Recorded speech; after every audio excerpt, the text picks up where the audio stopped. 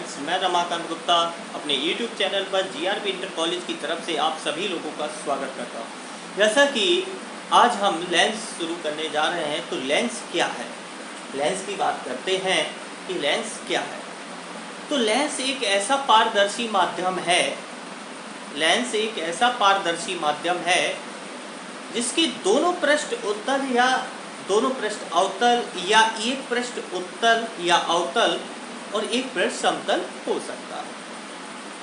और लेंस में केवल अपवर्तन की क्रिया होती है। लेंस मुख्यतः वैसे तो कई प्रकार के होते हैं लेंस, उत्तल लेंस, अवतल लेंस, समतलोत्तल लेंस, उभयोत्तल लेंस, अवतलोत्तल लेंस, मतलब बहुत सारे लेंस होते हैं, ठीक है। लेकिन मेनली दो ही लेंस हैं जिनका अधिकतर यूज किया जाता है, कॉनकेव और कॉन्वेक्स, मतलब उत्तल लेंस और अवतल लेंस। उत्तल लेंस क्या है, तो उत्तल लेंस की परिभाषा क्या है, उत्तल लेंस के बारे में बता दें आपको। जो लेंस बीच में मोटा और किनारों पर पतला होता है, जो लेंस बीच में मोटा और किनारों पर पतला होता है, उसे हम उत्तल लेंस कहते हैं। और जो लेंस बीच में पतला और किनारों पर मोटा होता है, उसको हम अवतल लेंस कहते हैं। तो ये मेनली दो लेंस हैं।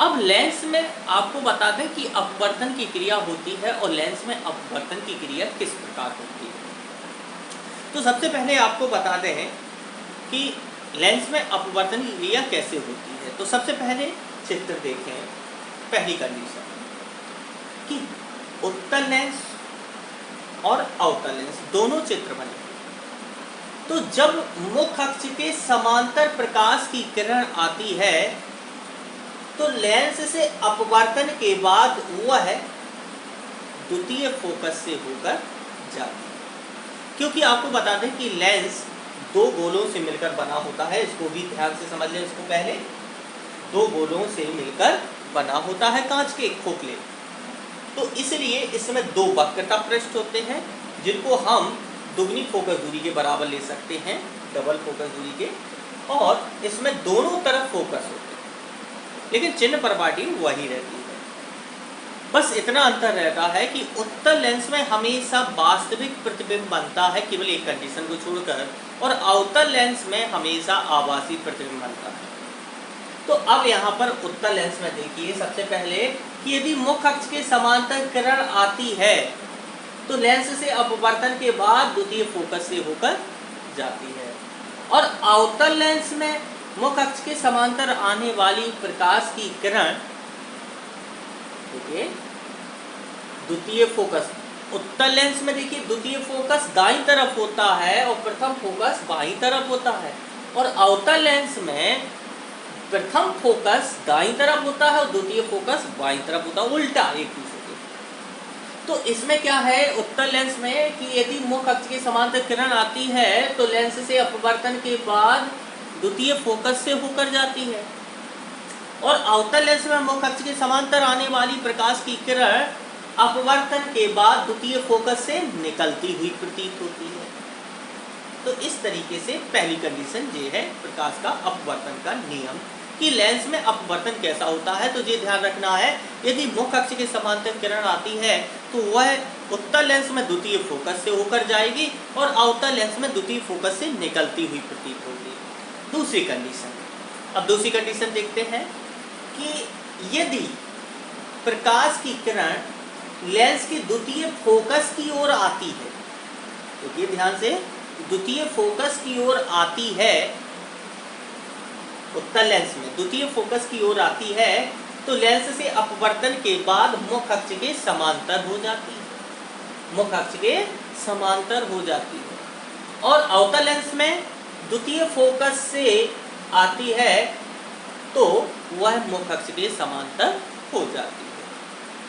तो ये ध्यान रखना है आपको, समांतर आती है तो द्वितीय फोकस से होकर जाती है, द्वितीय फोकस की ओर आती है तो समांतर हो जाती है। तीसरी कंडीशन, तीसरी शर्त क्या है उसको देखते हैं। तीसरी कंडीशन, यदि प्रकाश की किरण, जो लेंस होता है उसके बीच में प्रकाशिक केंद्र होता है, बिल्कुल बीचों बीच, लेंस की, वहीं से दूरियां भी नापी जाती हैं, ठीक है। तो प्रकाशिक केंद्र से अगर प्रकाश की किरण जाती है, चाहे उत्तल लेंस हो चाहे अवतल लेंस हो, प्रकाश की किरण कहीं भी नहीं मुड़ती है, वो सीधी अपने ही मार्ग पर निकल जाती है। तो इस तरीके से 3 रे कंडीशन है प्रकाश की अपवर्तन की। अब बात करते हैं कि लेंस में प्रतिबिंब किस प्रकार से बनता है, लेंस प्रतिबिंब को किस तरीके से बनाता है। तो सबसे पहले हम उत्तल लेंस की बात कर लेते हैं। उत्तल लेंस में 6 कंडीशन है, जिनमें 5 कंडीशन एक ऐसी हैं जिनमें आपका वास्तविक प्रतिबिंब बनेगा और 6वीं कंडीशन ऐसी है कि जिसमें आभासी प्रतिबिंब बनेगा। तो चलिए उनको ही समझ लेते हैं। सबसे पहले पहली कंडीशन, यदि वस्तु अनंत पर स्थित हो। पहली कंडीशन है यदि वस्तु अनंत पर स्थित हो।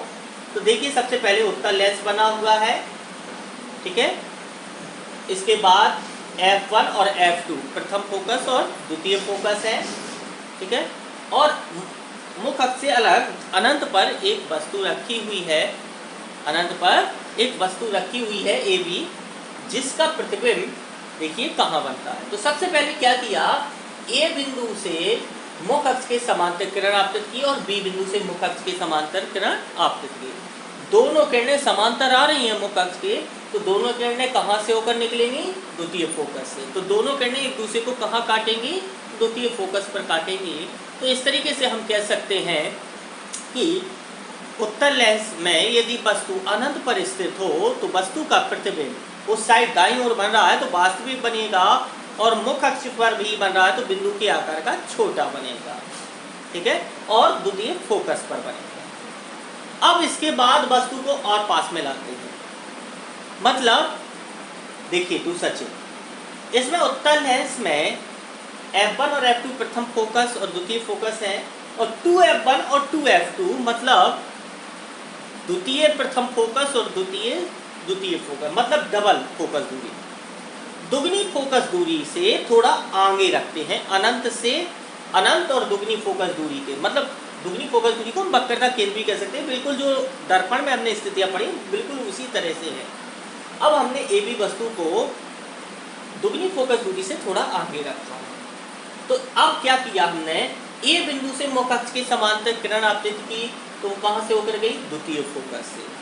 दूसरी हमने किरण कहाँ से आपतित की है, प्रकाशिक केंद्र से, तो वो कहाँ से होकर जा रही है, सीधी जा रही है। और तीसरी कंडीशन हम ये भी कर सकते हैं कि यदि प्रथम फोकस से होकर प्रकाश की किरण A बिंदु से डालते हैं तो वो मुख अक्ष के समांतर हो जाती है। तो किरणें कहाँ एक दूसरे को काट रही हैं, वो देखना है आपको। तो जो किरणें हैं वो प्रथम फोकस, द्वितीय फोकस और दुगनी फोकस, मतलब F1 और 2F2 और 2F2 के बीच में काट रही है। और वस्तु देखिए बड़ी है और प्रतिबिंब देखिए छोटा है और नीचे बन रहा है। तो इस तरीके से हम कह सकते हैं कि यदि वस्तु दुगनी फोकस दूरी से आगे रखी हुई है तो वस्तु का प्रतिबिंब F1 और 2F2 और 2F2 के बीच में, F2 और 2F2 के बीच में उल्टा, वास्तविक और वस्तु से छोटा बनेगा। इसके बाद तीसरी कंडीशन पे आते हैं। तीसरी कंडीशन में 2F1 पर वस्तु रखी हुई है, मतलब दुगनी फोकस दूरी पर वस्तु रखी है, मतलब वक्रता केंद्र पर ही वस्तु रखी हुई है। अब AB वस्तु 2F1 दूरी पर रखी हुई है, तो सबसे पहले क्या किया, A बिंदु से हमने मुख अक्ष के समांतर किरण आपतित की, वो आपकी कहाँ से होकर जा रही है, द्वितीय फोकस से होकर जा रही है। दूसरी प्रकाशिक केंद्र से होकर डालेंगे तो वो सीधी निकल जाएगी, और अगर हम प्रथम फोकस से होकर डालेंगे तो वो समांतर हो जाएगी। मतलब हम 3 रेखाओं में से कोई भी, तीनों हम रेखाओं की चर्चा इसलिए कर रहे हैं कि हम A बिंदु से 3 रेखाएं डाल सकते हैं, और 3 में से आपको कोई भी 2 रेखाएं डालना है, या एक तो समांतर डालना है, एक प्रकाशिक केंद्र से डालना है और एक फोकस से होकर। तो आप 3 में से कोई भी 2 रेखाएं चुन सकते हैं, ठीक है, उनको डाल सकते हैं। तो अब इसके बाद वो किरणें कहाँ काट रही हैं, देखिए बिल्कुल जस्ट नीचे 2F2 के, मतलब दुगनी फोकस दूरी पर ही बनेगा और वस्तु के बराबर बनेगा, उल्टा बनेगा और वास्तविक बनेगा। उस तरफ बन रहा है तो वास्तविक बनेगा, नीचे बन रहा है तो उल्टा बनेगा, और 2f2 के नीचे ही बन रहा है।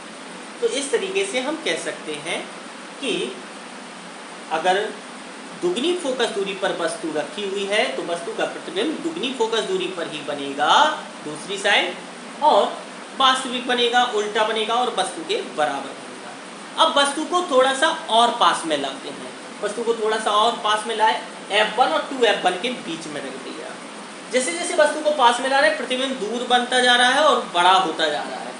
अब यहाँ पर भी देखिए, इस चित्र में देखिए, जब हमने वस्तु को f1 और 2f1 के बीच में रख दिया फोकस और डबल फोकस के बीच में, ए बिंदु से मुख अक्ष के समांतर किरण आपतित की तो वो कहाँ से, फोकस से होकर जाएगी। प्रकाशिक केंद्र से होकर डालेंगे तो वो सीधी निकल जाएगी, और अगर हम डालना चाहें तो फोकस से ऊपर भी डालेंगे तो समांतर हो जाएगी। और किरणें एक दूसरे को कहाँ काट रही हैं, 2f2 से आगे काट रही हैं। तो देखिए इनको मिलाया मुख अक्ष से जहाँ कटान बिंदु है, तो वहाँ पर आपका जो प्रतिबिंब बन रहा है, ध्यान से देखें कि 2f2 दुगनी फोकस दूरी से आगे बन रहा है और वास्तविक बन रहा है, उल्टा बन रहा है और वस्तु से बड़ा बन रहा है, इस तरीके से।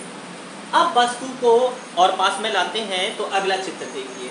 अगले चित्र में बताया गया है कि वस्तु यदि फोकस पर स्थित हो, अब वस्तु को f1 पर रख दिया, यदि वस्तु फोकस पर स्थित हो तो सबसे पहले क्या किया, हमने मुख अक्ष की समांतर किरण आपतित की तो वो कहाँ से होकर गई, द्वितीय फोकस से होकर गई। दूसरी प्रकाशिक केंद्र से होकर प्रकाश की किरण डाली तो वो सीधी निकल गई। तो दोनों किरणों को हमने डॉट डॉट करके पीछे बढ़ाया तो बिल्कुल समांतर है। तो इस तरीके से हम कह सकते हैं यदि उत्तल लेंस में वस्तु फोकस पर स्थित है तो वस्तु का प्रतिबिंब अनंत दिशा में अनंत आकार का बनेगा। बिल्कुल वही कंडीशन आ रही है जो दर्पण में। इसके बाद हम लास्ट कंडीशन की बात कर लेते हैं, वस्तु को और पास में ला। अगला लास्ट छठवीं कंडीशन है कि यदि वस्तु लेंस और फोकस के बीच में स्थित हो, ध्रुव और फोकस के बीच में हो, तो अब इसका प्रतिबिंब कहाँ बनेगा। तो सबसे पहले ए बिंदु से मुख अक्ष की समांतर किरण आपतित की तो वह द्वितीय फोकस से होकर गई। दूसरी किरण हमने प्रकाशिक केंद्र से ऊपर डाली तो वो सीधी निकल गई, और दोनों को डॉट डॉट करके पीछे बढ़ाया, दोनों एक दूसरे को मिल गई और मुख अक्ष के मिला दिया। तो देखिए वस्तु की ही तरफ बाईं ओर ही प्रतिबिंब बन रहा है a डैश b डैश, और वस्तु से बड़ा बन रहा है, मुख अक्ष के ऊपर बन रहा है तो सीधा बन रहा है, और बाईं ओर बन रहा है तो आभासी बन रहा है। तो यही एक कंडीशन है उत्तल लेंस में कि वस्तु का प्रतिबिंब आभासी, सीधा और बड़ा बनता है। ठीक है, तो इस तरीके से अब बात कर लेते हैं कि अवतल लेंस में प्रतिबिंब कैसे बनता है।